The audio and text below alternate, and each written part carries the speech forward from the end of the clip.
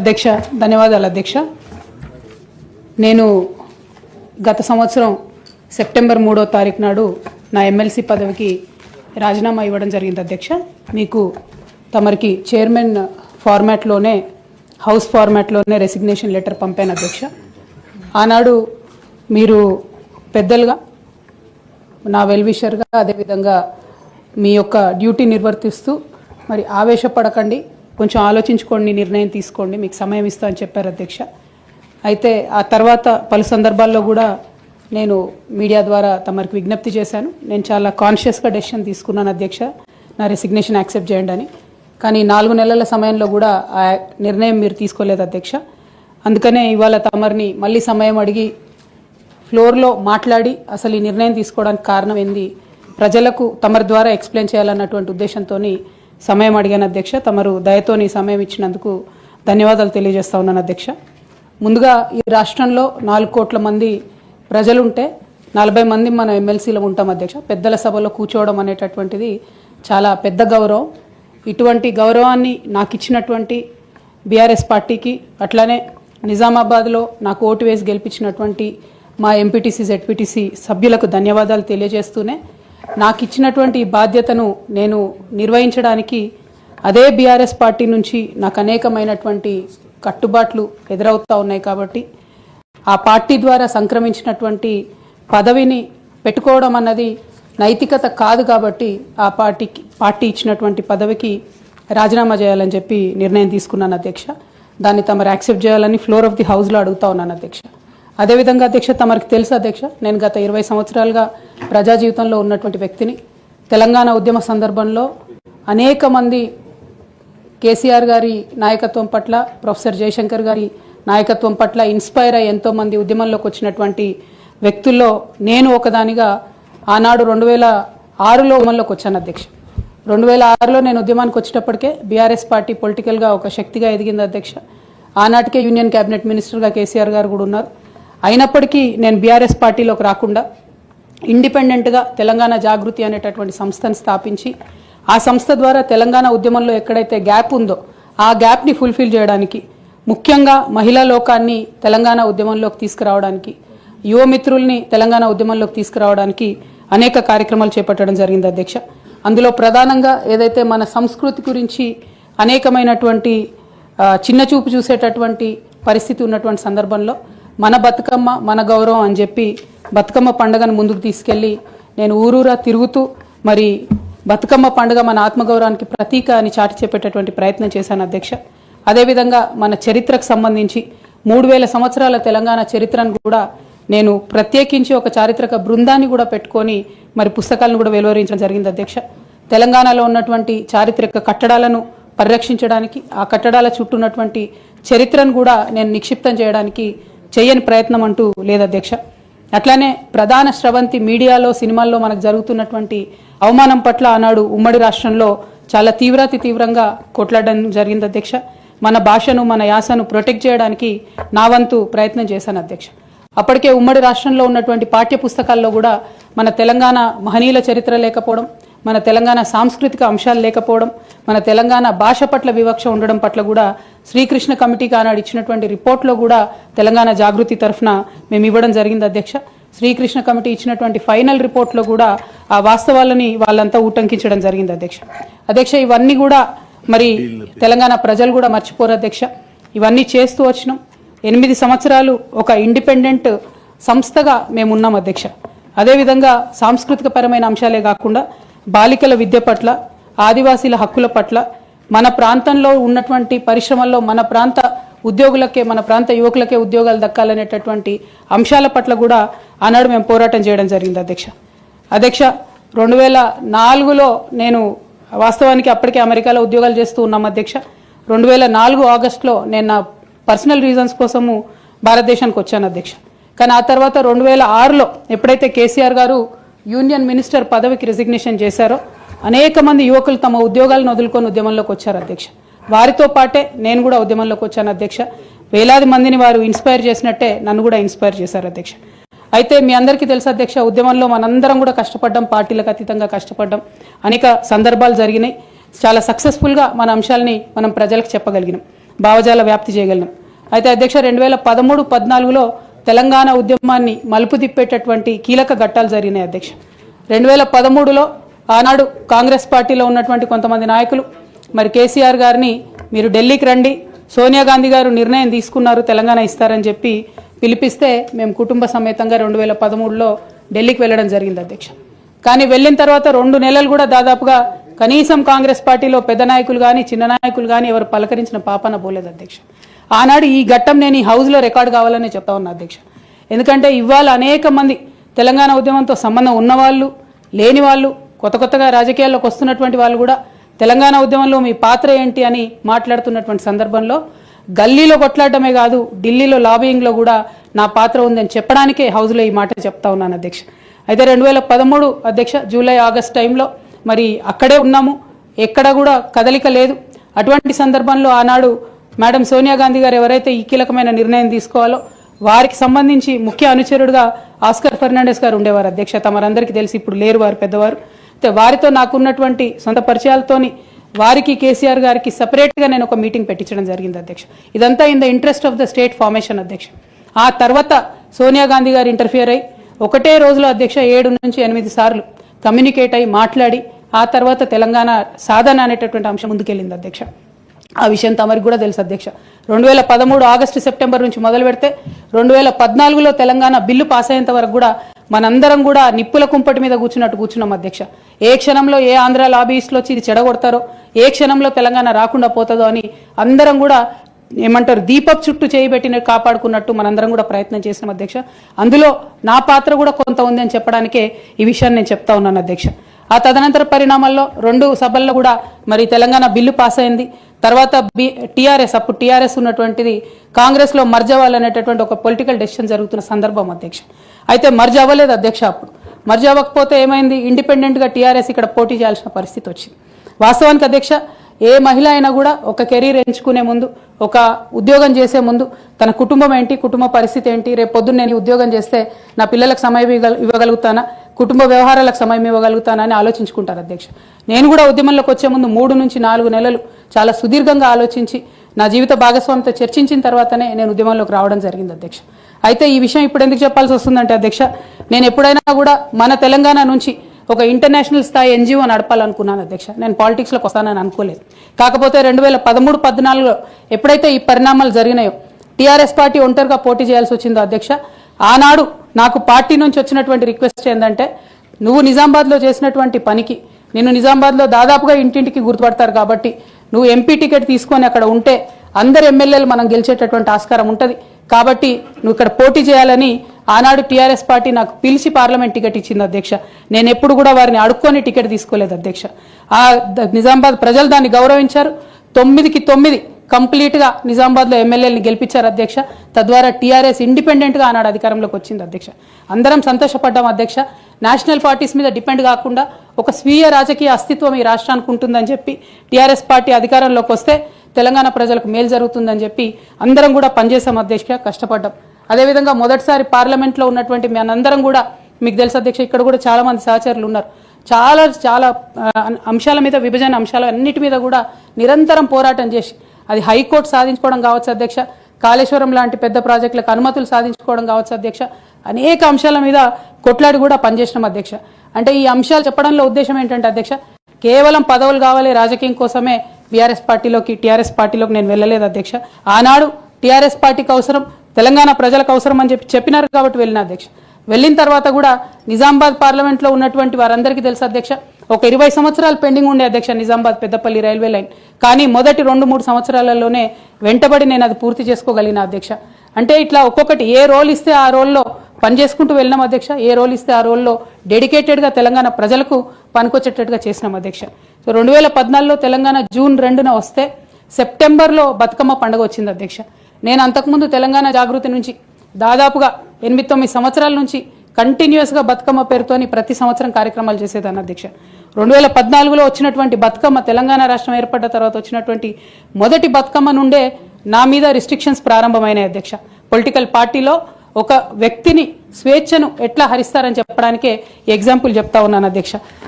ఇక్కడ personal issues మాట్లాడకుండా నేను రూల్ పొజిషనే కోట్ చేసి మాట్లాడతాను అధ్యక్ష.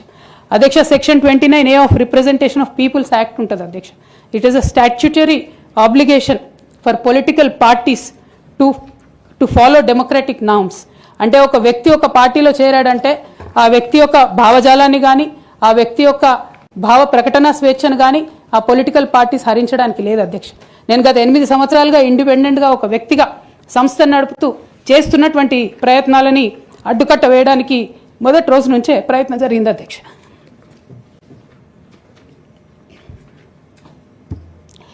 కానీ ఎక్కడ కూడా నేను తెలంగాణ బిడ్డలని తెలంగాణ ప్రజల్ని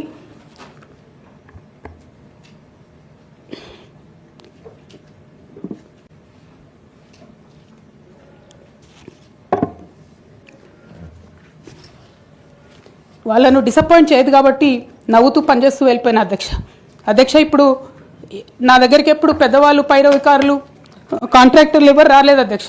నేను ఎప్పుడు కూడా పేద ప్రజల మధ్యలోనే ఉండి పనిచేస్తున్నాను అధ్యక్ష.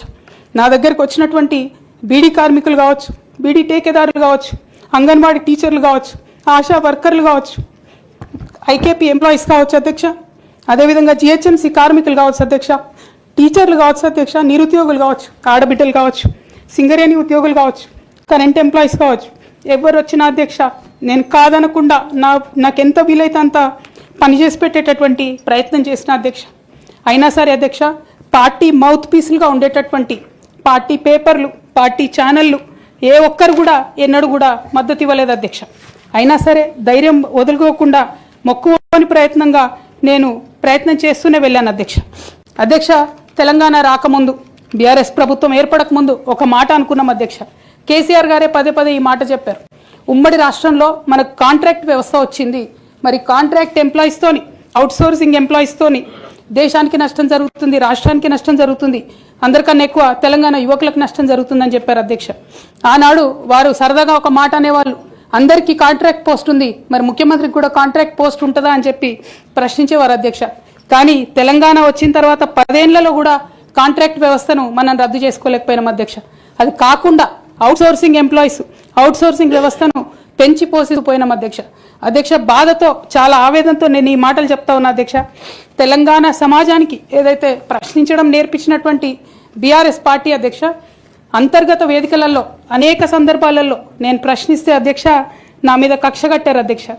కేసీఆర్ గారు చుట్టూన్నటువంటి కొందరు వ్యక్తులు తప్పక చెప్తున్నాను అధ్యక్ష ఈ మాట. ఎందుకంటే భారతదేశ రాజ్యాంగం ప్రకారం రాజకీయ పార్టీలు ఏవైనా కూడా ప్రజలకు ఒక దిక్సూచిగా నిలవాలి అధ్యక్ష, ప్రజలకు ఒక దారిదీపంగా నిలవాలి. పార్టీలోనే అంతర్గత ప్రజాస్వామ్యం లేకపోతే రాష్ట్రంలో ఎట్లా ప్రజాస్వామ్యం ఉంటుందనే విషయాన్ని కూడా మనందరం గమనించాలి కాబట్టి మాట చెప్తా ఉన్నాను అధ్యక్ష. మరి కక్షగట్టి నన్ను ప్రశ్నించినందుకు పార్టీ నుండి బయటకు పంపించారని చెప్పక తప్పదు అధ్యక్ష.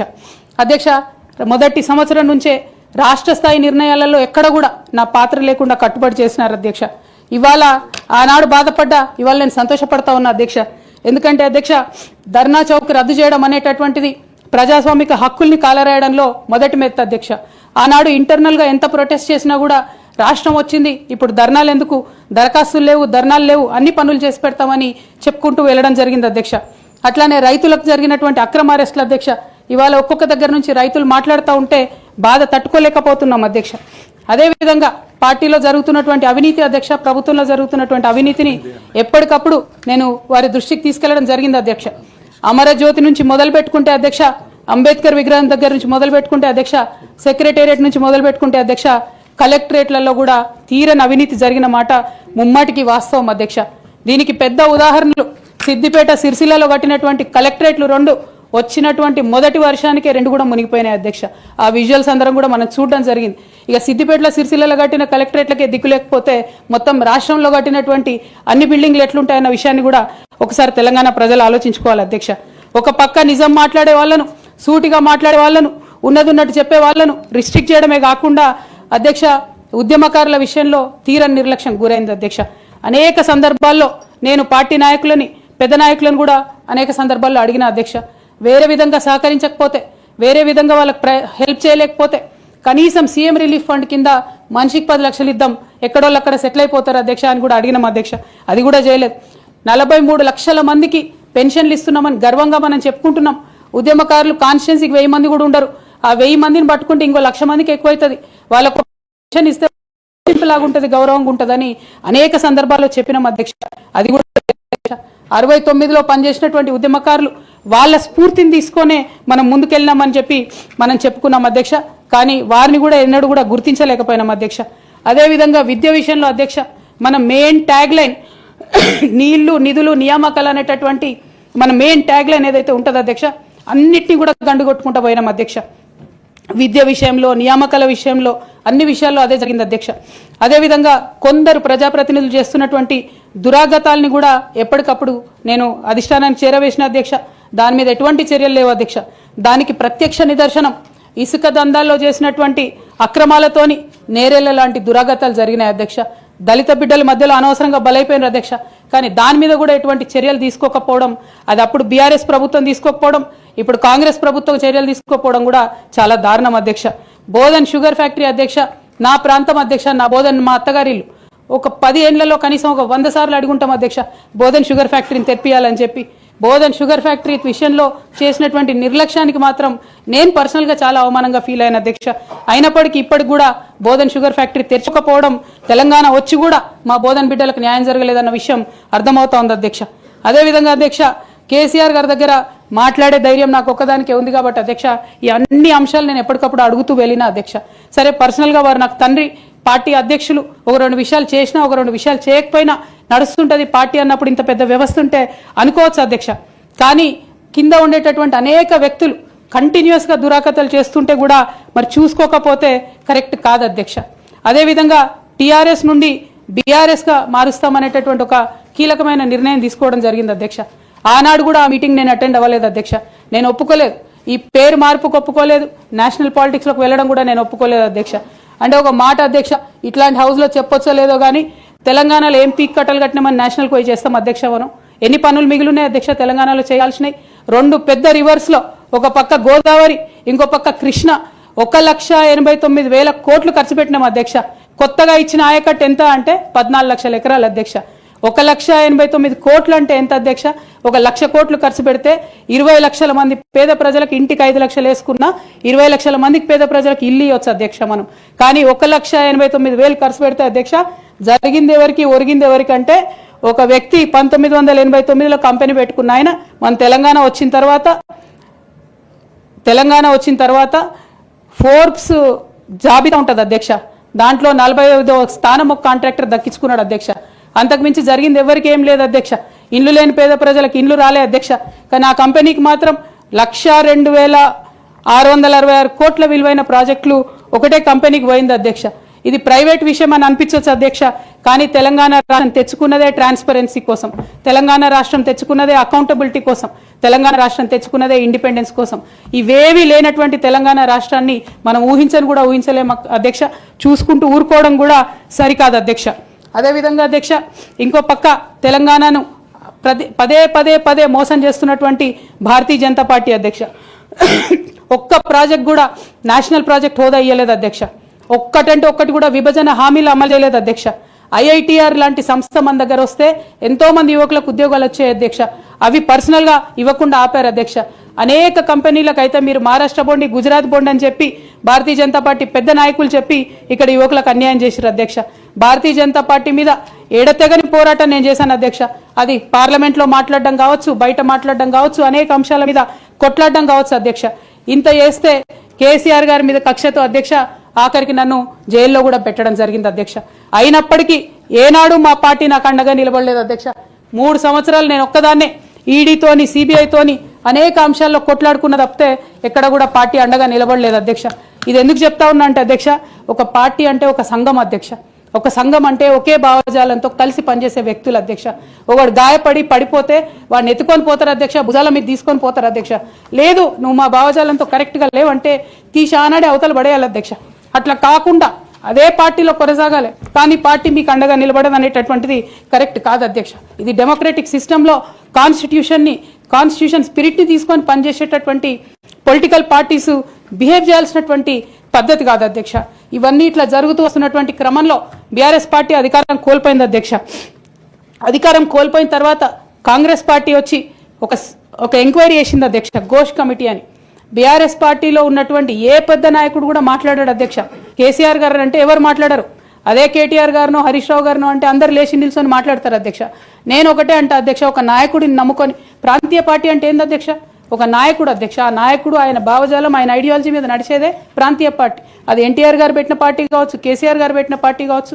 ఆ పార్టీ నాయకుడికే దెబ్బ తగిలితే, ఆ పార్టీ నాయకుడి మీదకే మచ్చ వస్తే పార్టీ మనుగడకే అర్థం ఉండదనేటటువంటి ఉద్దేశంతో ఘోష్ కమిటీ అప్పుడు కూడా నేను ఒక్కదాన్నే జాగృతితోని ధర్నా చేసిన అధ్యక్ష. ఏ ఒక్కరు మాట్లాడరు అధ్యక్ష. ఆ తర్వాత అర్ధరాత్రి 2 గంటలకు కాంగ్రెస్ ప్రభుత్వం అసెంబ్లీలో సిబిఐ ఎంక్వైరీకి ఇస్తామంటే కూడా తెల్లారి 12, 1 గంటలు 2 గంటల వరకు కూడా మా బీఆర్ఎస్ పార్టీలో ఒక్క పెద్ద నాయకుడు కూడా మాట్లాడాడు అధ్యక్ష. కేసీఆర్ గారిని ఏమన్నా మాట్లాడారు అధ్యక్ష. మరి అట్లాంటి పార్టీ ఎందుకు ఉండాలి? ఉంటే ఏంది పోతే ఏందని నేను ప్రెస్ మీట్ పెట్టి బలంగా మాట్లాడిన అధ్యక్ష. నేను మాట్లాడలేదని నేను అంటలేను అధ్యక్ష.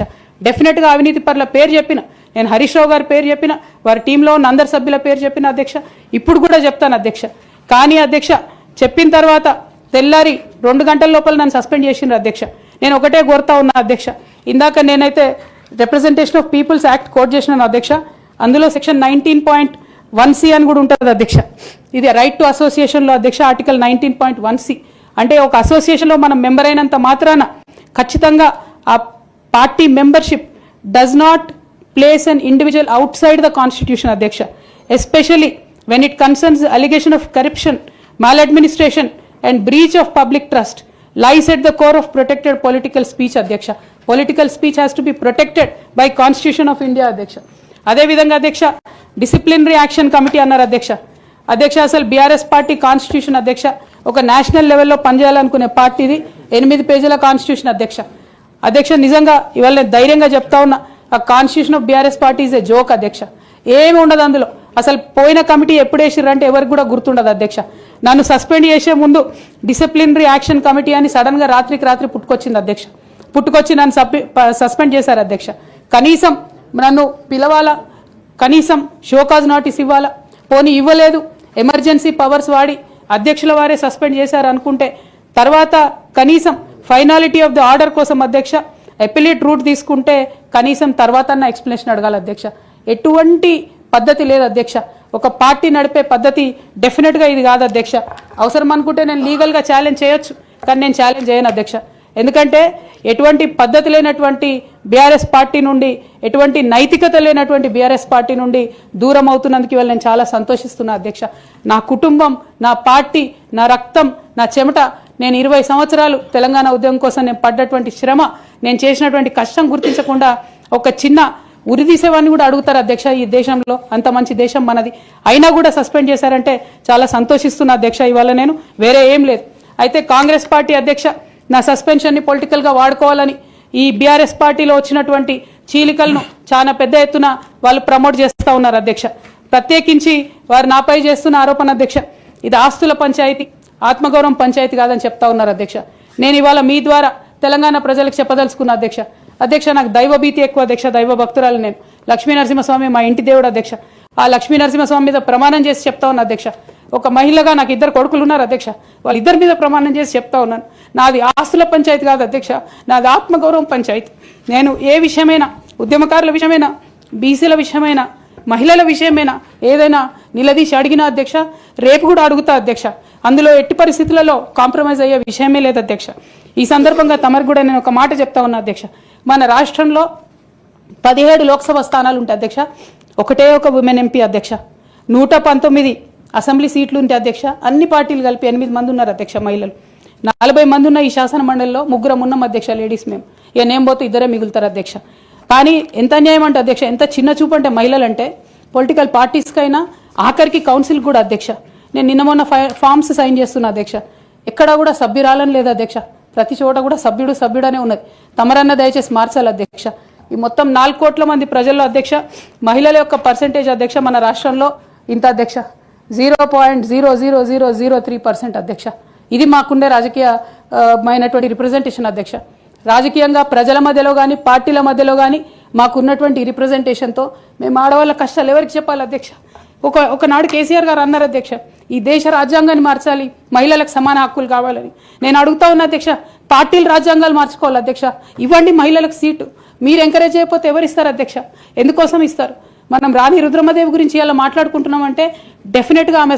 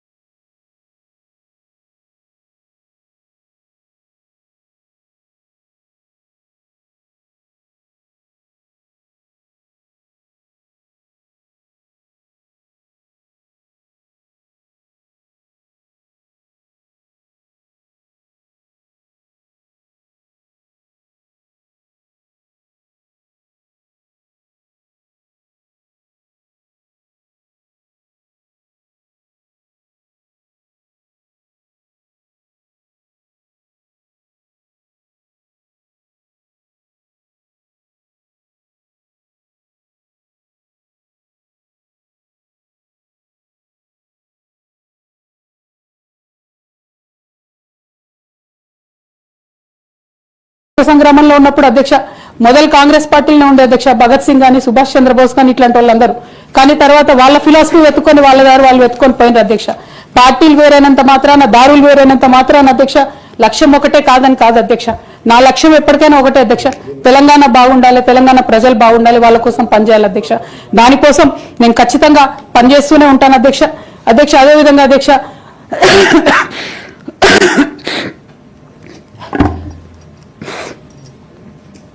బీఆర్ఎస్ పార్టీ వైఫల్యాల్ని ఎండగడుతూ సక్సెస్ అయినటువంటి కాంగ్రెస్ పార్టీ అధ్యక్ష కంప్లీట్ గా వాళ్ళు కూడా అన్ని అంశాలను ఇగ్నోర్ చేసినారు అధ్యక్ష. నేను రిక్వెస్ట్ చేస్తున్నా అధ్యక్ష, ప్రధానంగా విద్య విషయంలో, నీళ్ల విషయంలో వాళ్ళు చేస్తున్నటువంటి తప్పిదాలు మీరు కొనసాగిస్తే డెఫినెట్ గా ప్రజలు మీకు బుద్ధి చెప్తారు, అందులో ఎటువంటి అనుమానం లేదు. నేను చివరిగా ఒక్క మాట చెప్తాను అధ్యక్ష, डरना नहीं किसी के भी पैरों के नाप से, डरना नहीं किसी के भी पैरों के नाप से, आखिर में पुण्य जीत ही जाएगा पाप से, आखिर में पुण्य जीत ही जाएगा पाप से. गीता में कृष्ण ने कहा अर्जुन से बस यही, गीता में कृष्ण ने कहा अर्जुन से बस यही, आखिर में पुण्य जीत ही जाएगा पाप से. అధ్యక్ష నేను నిజం పక్షాన ఉన్నాను అధ్యక్ష నేను నైతికత పక్షాన ఉన్నాను అధ్యక్ష. నేనేమి తప్పు చేయకుండా పార్టీలో కొంతమంది కక్షగట్టి మహిళా నాయకత్వం ఎదగకుండా పార్టీలో కొంతమంది కక్షగట్టి అధ్యక్ష ఎక్కడైతే ఉద్యమకారుల మాటలు కేసీఆర్ గారికి చేరుతాయో, ఎక్కడైతే సామాన్య కార్యకర్తల మాటలు కేసీఆర్ గారికి చేరుతాయో, ఎక్కడైతే పేదవాళ్ల మాటలు కేసీఆర్ గారికి చేరుతాయి అనుకున్నారు అధ్యక్ష, వాళ్ళకు అడ్డు కూడా కట్టి ఇవాళ నన్ను పార్టీ బయట వేసినారు అధ్యక్ష. అటువంటి పార్టీలో నేను ఉండదలుచుకోలేదు అధ్యక్ష.